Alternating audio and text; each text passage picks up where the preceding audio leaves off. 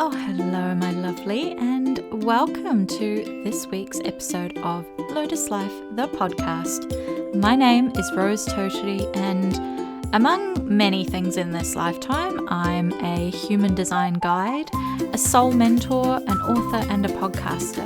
And this show is where each week we get to hang out with each other over the airwaves and chat about all things human design. I'm here to teach you how you can thrive in your most aligned life by empowering yourself to understand your unique soul's purpose. Human design is a beautiful synthesis bringing together ancient wisdom and modern science, and is a way of understanding the contract between your soul and the universe for who you came here to be, what you came here to do, and what karma you came to correct this lifetime around. This podcast, Lotus Life, is a celebration of embodying the lotus flower that blooms and thrives, growing from even the murkiest of conditions in life. So get ready to lotus your life. Today I'm bringing to the microphone a conversation about knowing where to do the inner work.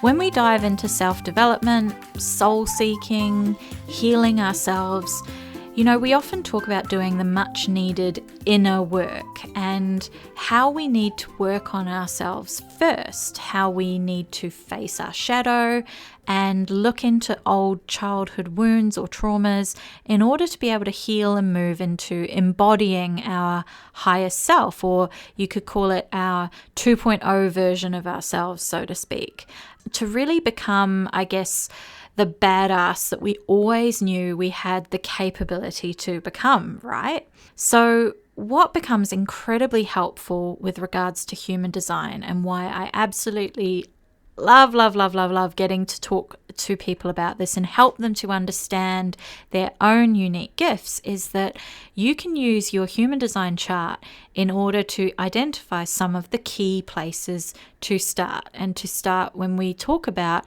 doing the inner work. It just becomes so empowering to know where our core inner work can be focused, thanks to the individual aspects in our chart that are lit up in both our subconscious self and the conscious aspects of ourself. So in your human design chart, the Splenic Centre, or the spleen, is home. It's the home of our sixth sense, our intuition, and is often commonly known in human design as the home to your core primal fears that your soul carries with you in this lifetime. And knowing which are yours specifically is incredibly empowering, as I like to say to my beautiful souls that I work with when I'm giving them chart readings and mentoring them on my journey, that by knowing which fears are yours specifically to heal and transform in this lifetime, it's like being given the user manual to your soul, right? Like somebody's handed over the booklet that lets you hone in on the most obvious places to start doing this work and what is actually yours, because sometimes we carry in many other places in our bodies often, and through our lived experiences, we carry what we've picked up over our lives, right? So whether that's conditioning, whether that's trauma, there are so many different energetics at play when it comes to how your soul lives and exists in this human existence. But this is one piece of the puzzle that goes towards the process to healing yourself, to stepping into your highest self, and using these things that are in your individual design that you can kind of take the power back, right? You can view it as no longer a negative, no longer something that holds you back, but you can transform it and view it as a positive, right? It's the gift of transformation of your own soul and your own soul growth that you then go on to share that with the collective around you. you. You then get to share those life lessons that expand our souls once we've gone through them, and then you get to extend a hand to other people who are going through exactly the same things and help them. That process of contributing to our collective consciousness here on the planet and raising the vibration of all of us. That idea that the saying that the rising tide floats all boats, right? If we can raise the collective around us, then we all get to win. We all get to experience great expansion, and it's this new paradigm of the win-win universe, as I like to call it. Okay, so back to talking about the spleen in particular, the Splenic Centre. On your Human Design Bodygraph, if you bring it up on maybe your phone screen or wherever you check it out, when you're looking at the actual design, the graph itself, the shapes, it is the lower left-hand side triangle shape, which is closest to the bottom of the chart, and it points inwards. For those of you familiar with the other centers, it's pointing towards the sacral chakra or the sacral center. And just to be doubly accurate, it's the one on the left-hand side, right? Not to be confused with the emotional center or our solar plexus, which is also a triangle shape, and it's on the right-hand side of the chart facing inwards. So, first thing to look for when you're looking at the lovely Splenic Centre is it coloured in or is it white, right? So if yours is coloured in and it's a brown colour, this means that it is defined. So the spleen is the centre for potential self-awareness, for consciousness. It's a survival awareness approach to life, right? So think of it like when you've got this coloured in, when you've got it defined, you've got a constant stream of awareness to all the traits of this centre coming through for you at all times. And any of the lines coming off it that are activated, so they're either coloured in black or red, coming from this centre, give you the direct signs from the universe that these things are lit up and constant for you. And these are essentially your soul's biggest concerns or worries in this lifetime. And they're the places to really focus in on, the places to focus on reframing the conversation and transforming those fears in this lifetime, specific for you, specific for your soul. So with this center defined, you can always, and consistently, you can always rely on what we would call a sixth sense or a knowing or an intuition that comes from here. This will always be with you and always helps you no matter what situation you're facing. Whenever you need to use that hit of inner knowing, it will speak to you. There's no predictive quality to it though, so it's very intuitive, it's very in the moment, it kind of comes out of nowhere, and it only speaks once. So you might already be aware of what that is for you if this is coloured in, that essentially you've got that kind of radar that's going on all the time that's like, is this safe for me, right? So, and it comes from your senses, your sixth sense kind of intuition. So whether that's a smell, a taste in your mouth, a tingly feeling in your fingers, that kind of esoteric intuition that you've got going on. And so one of the things that is also to be aware of, that if this is coloured in for you, it can also be really easy for you to take your health for granted with having this centre defined, having a bit of a I'm bulletproof kind of approach to your health. So you might be that person that won't ever admit you're sick until you're really fucking sick. So knowing that this is a centre that's defined for you, it can be a place that you just need to maybe focus in a little bit on the self-development work by leaning into the self-care and understanding that you might need to do a bit of work on undoing any self-destructive habits that you might have around that part of your life, of the maybe the conditioning you've had around why it's not okay to admit that you're sick. Why is it a negative thing in your mind that you take time off when you're feeling a bit run down, for example? So leaning into that, leaning into the self-care that comes with all being part and parcel of that. And also remember to give yourself permission, or do the inner work to get comfortable with giving yourself permission to recover fully before launching back into things full steam, right? Now, about 55% of the world's population have their splenic center defined. So that means that it's colored in and they've got constant access to the traits coming from that center. Now, if you're looking at your chart and your center is white, but it does have lines coming off it, doesn't matter if they're red or black. If the center is white, the shape is white, this means it is undefined. So when your spleen is undefined, facing and transforming these primal fears, the 7 primal fears that come from this center, is one of your soul's biggest tasks within this lifetime, right? So think of these primal fears as everything to do with the human experience, the experience of being a human here in this lifetime. So it's everything to do with survival, security, abandonment, safety, codependency. It's all part and parcel of the wisdom and the growth that comes with facing these fears, transforming them, reframing them in this lifetime. So as with every other center in your human design, when it's undefined or even open, so essentially where it's white in your chart, this is where you're at the most risk of picking up conditioning from others around you in your lifetime. So this is where you can most easily end up absorbing and then going on to magnify the energetics of the outside world. So it's really important to know that if this is white in your chart, it's a place that you will need to hone in on and do the inner work. It's kind of like your first flag to go, this is somewhere I'm going to have to do the inner work if I haven't already done so in my life, and quite possibly need to keep doing the work on, right?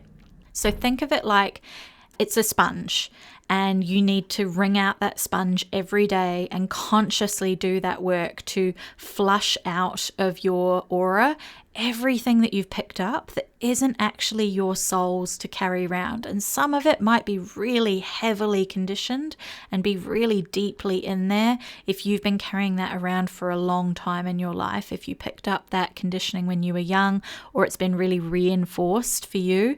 And this can come from everyone in our life, you know, our family, our friends, our siblings, our caregivers, you know, the people in our life that we spend a lot of time intermingling with energetically.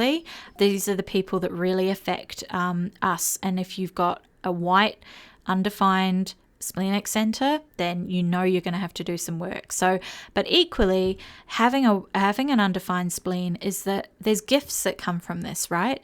Everything in our design, everything in our human design can potentially be a gift. It can potentially be a place of wisdom.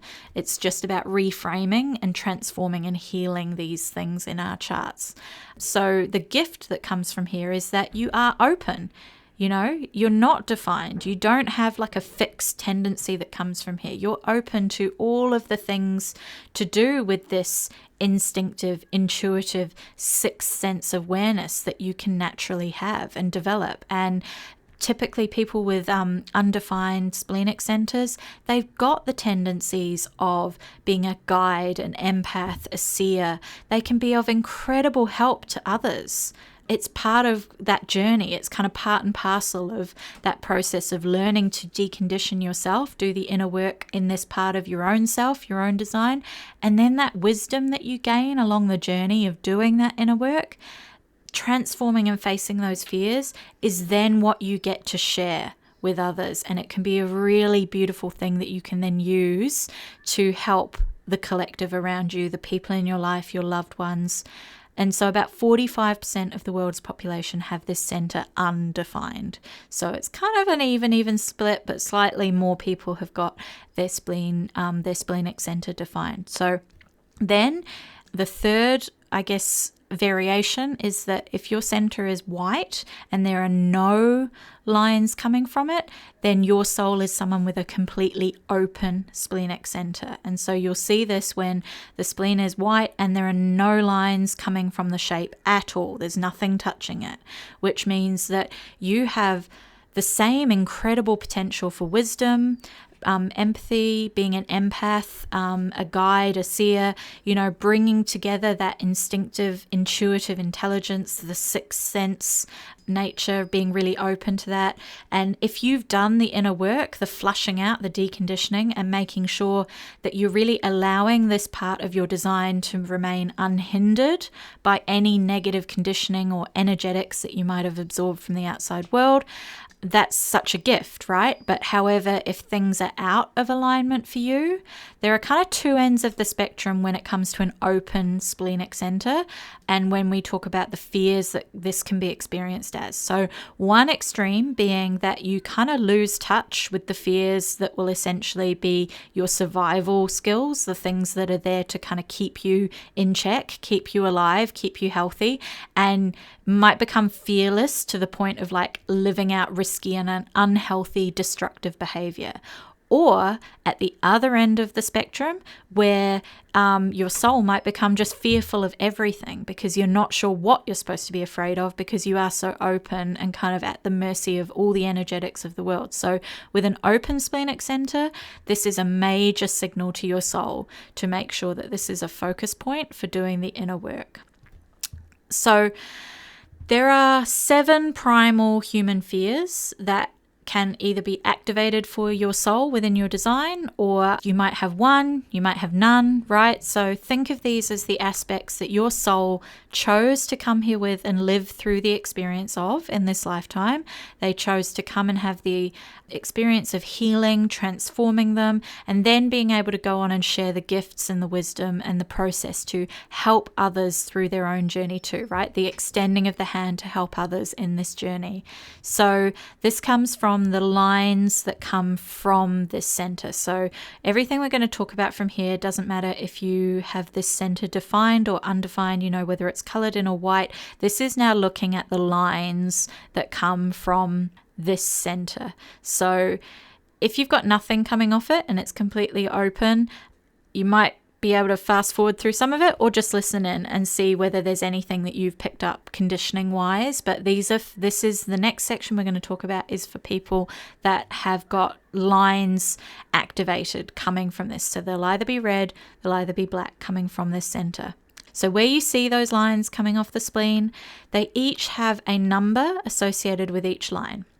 And if you have these in your design, then what I suggest you do is either sit with your chart right now and press pause and quickly identify what lines you do have, or have it up on the screen while you're listening, or just even kind of go away and you can, have a look at them in your chart to see what is activated for you after listening to this episode. So this gives you the real honed in place where you can start when it comes to doing the inner work, to transforming your own, stories that you've been carrying around with you that maybe you haven't even been aware that you've been carrying around all these years. So if the line is black, then this is part of what we would call your conscious personality. So it's most likely something that when you listen to the descriptions I'm about to go through, you'll probably go, yep, that's me.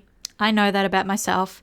Or you might even go, that's what I used to have going on, but I've done heaps of inner work and I've healed that part of me and I've journeyed forward with that healing and transforming journey, and I acknowledge that that's a part of me, but I've healed it, I've transformed it, and I now use that wisdom to share with others. So if the line is red, then this is what we would call part of your unconscious or subconscious self. So you might not recognize it in yourself at all. But funnily enough, if you were to mention it to your, say, family, your partner, your friends, they'd probably go, oh yeah, that's fucking totally you. Because the red aspects in our design, the red lines, are all parts of us that others can see in us, even if we don't necessarily recognize it in ourselves. So if you've been doing, or if you've been on this inner work, self-development journey for a while and on a healing path for a while, you might have actually faced down this part of yourself and had a real kind of aha moment where you've realized, oh shit, that's actually what's going on for me. So, if you've done a lot of that work, the red might not be such a surprise, but equally it could be a bit of a like, oh, okay, funny. That's something I've never realized is going on for me. But now all of this shit that's been happening makes a whole lot of sense. So now, there's kind of another variation that I sometimes get asked about, and this is that if a line coming off one of the centers is both red and black, so this can either look like it's shaded or like two colors half and half on the one line, all that means is that your soul is really doubled down on that fear, right? You've got to activate it in both your conscious and subconscious. So chances are it'll be something that's pretty prominent in your life. Now, the other thing to note is that if the line comes off your spleen and joins up with another center. So what I'm saying here is like the lines that go all the way through and touch one of the other colored in shapes in your chart. That's all good. Essentially, the characteristic is still there for you at some level for your soul, but the line has come together. Think of it like two magnets meeting up and joining together with another line from the other end, from the other center, and they've kind of like joined together, snapped together like magnets and made a new energetic expression, like a new characteristic. So still take into account that it's there, but sort of as like a component part of something else within your personality, within your human design. So it might be something that's really like readily recognizable for you, or it might not. So it might be something that you possibly don't necessarily see without really diving deep. So we'll start with the 48. So where you see the 48 written within the spleen, and if you've got a line coming off this. So 48 is a fear that you're not deep enough,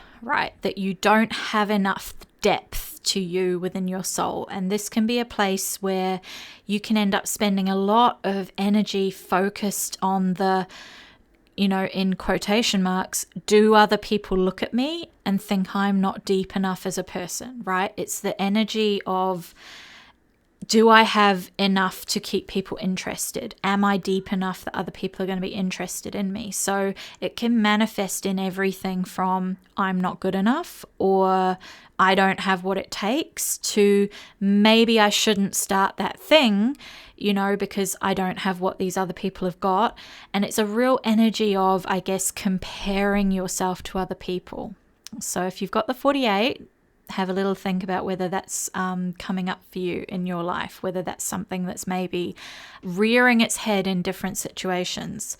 The next to the 57, which is a fear of the future or what is coming up in the future. Think of this as like the big giant cosmic handbrake that you've always got your hand hovering over as you're journeying through life. You keep chucking that handbrake on for yourself because you get scared about what might come. And you're scared of the uncertainty, you're fearful of the future, so you just throw that handbrake on and stop yourself dead in the middle of the street. That's the energetic expression of the 57. Now, 44 is worries and fears about the past repeating itself. So this is a feeling like literally my past is going to catch up with me, or of even being stuck in a rut thinking, well, this is what happened to me in the past, so nothing in the future is ever going to change. The past is just going to keep repeating itself, almost like that Groundhog Day analogy, where you end up convincing yourself that the way things happened so far in your life or up till now in your life will decide or determine how your future is going to look. Like, as your brain's busy, your fears, are busy telling you that you're never going to get off this loop or this cycle of the same thing happening over and over in your life. Now, the 50, this is an old goodie, the fear of responsibility.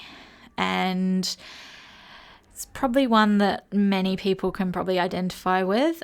And I think it's one that we're probably all guilty of, like, even if we don't have this within our design, we kind of adapt the conditioning or absorb the conditioning of others. So fear of responsibility, being afraid of stepping into or embodying being your highest self, right? Being afraid or fearful of stepping into a role or a position of responsibility, or kind of almost a fear of taking on too much, right? And trying to convince yourself that you'll fail before you've even tried. Now, the 32, this is just straight up the fear of failure, right? This is the fear of failing, allowing this fear to hold you back from doing what you want in this lifetime. The 28 is all to do with a fear of running out of time. And it's kind of an energy of just being worried that you can't achieve everything you want to achieve. And I like to say, like, it's always like working against some big cosmic clock that's ticking in your mind, right? No one's told you there isn't enough time. You just have this constant You know, the rabbit from Alice in Wonderland holding the clock, being fearful of running out of time. That's constantly going on for you. Now, the 18, this is a fear of being judged by others, or a sense of kind of constant negative self-judgment, right? Like an energy of, I'm going to get in first and judge myself before anybody else can. And it's also got a dual edge to it of being a fear of authority, you know? So it's kind of like the judgment aspect of it, where you've handed the power over to someone else. You've judged yourself. You've said, I'm not good enough. But that person over there, I'm going to put them up on a pedestal and create a false sense that they're in a position of authority, and that I'm not. I'm self-critical. I'm self-judgmental. So essentially this energy comes down to the idea of living out of alignment energetically, because you've allowed yourself to feel separate from others, right? You consider yourself not worthy, and that other person, I'm going to put them up on a pedestal, even though they're probably exactly the same as you, right? So those are the 7 fears. And obviously the challenge with all of these, and the thing that I work with people on, is the way in which you can transform those fears, and essentially the awareness that comes from it, the wisdom that comes from it, and how you then actually go about, you know, bringing it into your life as something that you go, okay, well, I might have this fear, but it's actually something that can be a real positive for me in my life, and it's something that I can use, and it's something that I can actually go on to reframe. I can look at it through a different lens, and I can no longer, even though I'm aware of it, I know it's always going to be with me, because all these things in our human design we carry with us at all times, whether we like it or not. But it means that, you know, we can transform it, we can reframe it, and we can use it in a way that has got the positive characteristics. So for me, in my design, my human design, I have an undefined splenic center, just for a starting point. So it's white, because hello, mental projector life, which is what my human design type is. I'm a mental projector, which means I've got nothing defined in my chart below my throat. So everything basically is a center that is white. And so that means that I'm super open to taking on the energetics and the conditioning of the outside world around me. And what I have is specifically coming from my splenic center, what I have is a double down on the 28. I've got both the red and the black in the same line. And this is the fear of running out of time.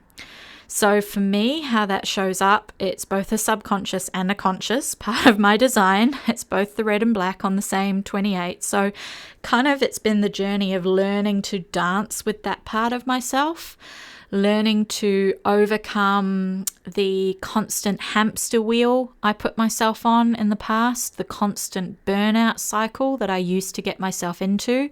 And it always came from that sense that I had to do everything. But like, not just do everything, I had to do everything right here and right now. And it was this real, you know, almost panicked energy of like, I have to work harder, I have to work faster, I have to work longer in order to get everything done. I was so self-destructive with this, because I was always setting myself to compare against some sort of self-imposed clock or time limit, you know, like the white rabbit in Alice in Wonderland analogy, right? Always worried about time, and learning to let go of that tight grip and to trust was one of my biggest soul lessons. So and when I say trust, I mean trust in the divine timing of life. I had to learn, and I had to do fuckloads of work on myself to learn to trust that it's okay to leave the to-do list unfinished, right? I had to learn to trust that I could work myself to the bone. I could fucking exhaust myself, burn myself out, compete against myself every single day, but that ultimately the universe has got a bigger plan at play. And I had to get comfortable with that and trust that. And I had to really lean into the fact that I could do all that shit to myself, trying to beat the clock, you know, so to speak, but that the universe had a bigger plan, and I could do all of that literally for nothing, right? So getting comfortable with that particular fear in my design was a huge bit of inner work that I had to do for myself.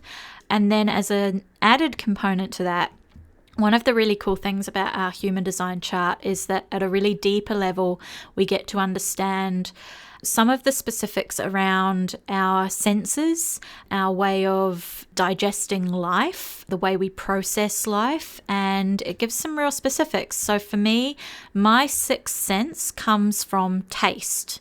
Think of it like knowing if something just tastes off, right? Like the kind of expression like that leaves a bad taste in my mouth when it's to do with like an opportunity or an invitation or a person or a place, right?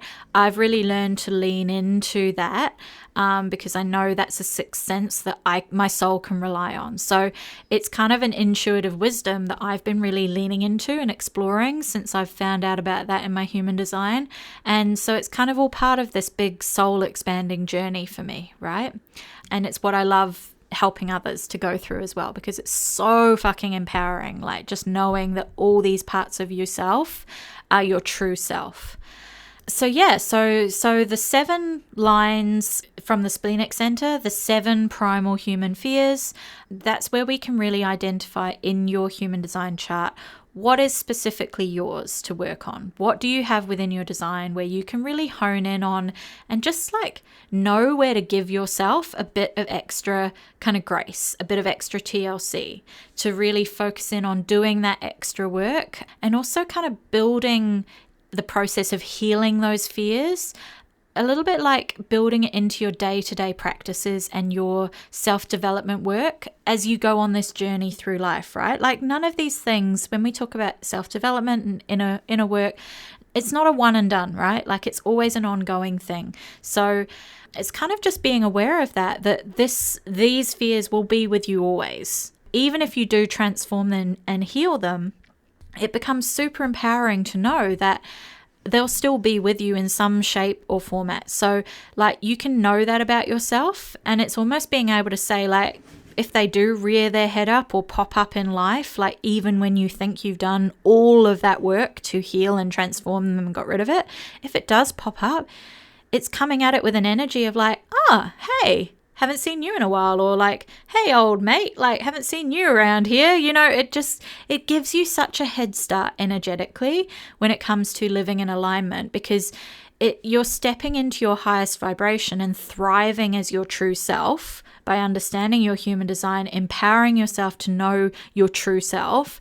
And I like to think of it as like it's a shortcut. It's like your user manual, it's your cheat sheet, it's your little notes that let you witness what's going on for yourself and objectively see what's going on. So you can say, oh, hey, like funny seeing you around here, rather than the other energetic expression, which is where you just get like blindsided by this fear popping up for you, or like being swept away and caught off guard, which ultimately, if you're able to come at it from the positive expression of going like, okay, I know it's there, I'm witnessing it's there, and I forgive myself, or I give myself grace for having a bit of a like sensitivity here. Ultimately, what that lets you do is it allows you to come back to your true self, your place of thriving, your place of living in alignment so much fucking faster. It's really powerful, and I just so passionately believe it's a beautiful gift that you can give yourself. So I hope you loved this episode. It was a bit of a short and sharp tutorial. I don't even know if that's the right word. Anyway, I just hope it helps you with identifying some of the ways in which your soul is showing up, the way you can show up for yourself to do the inner work, and I hope it kind of gives you some notes on your soul that you can dive into, and it's an excellent place to start. I think that maybe if things have all felt a little bit overwhelming and you're kind of not sure where to begin when it comes to self-development, or you've heard a lot of people talk about doing inner work, inner healing, inner child healing even, you know, this is a place to start. It can give you somewhere to kind of hone in on and start doing the work. So As always, I love to think of human design and talk about it with people as here's your permission slip from the universe to show up every day as your true self. You know, it's your permission slip to understand who you came here to be, what karma you came here to carry out and correct in this lifetime as well. So, and ultimately it's who your soul chose to come here as and who you chose to come here and embody this lifetime around. So everything is a positive, even if sometimes it can feel a little bit cloudy, disconcerting, uncertain, especially at the moment, the energetics of the world we're in as we transition into this new paradigm. The more you can arm yourself and know yourself and empower yourself to be who you truly are meant to be, that's just the ultimate gift you can give yourself, right? So thank you so much as always for being here, for listening in. And of course, if you're listening, tag me in your screenshots of listening to the episode. And if you've got questions, come and let me know. I love to get chatting in the DMs about all things to do with your human design. So if you've got questions, please don't hesitate, come and talk to me. And while we're talking about fun things and geeking out, talking about all things to do with human design, have you joined the Facebook group yet? It's kind of like a book club, but more like a human design hub. So if you're into it, if you're loving human design, come and hang out. The link to join up is in the show notes with this episode, or you can jump onto Facebook and look it up. The group is called Lotus Life Human Design with Rose Tautari. And if you're on Instagram, it's in the link in my bio as well to join. As always, thank you so much for being here. Virtual hugs through the microphone, and I will catch you on the next episode, love.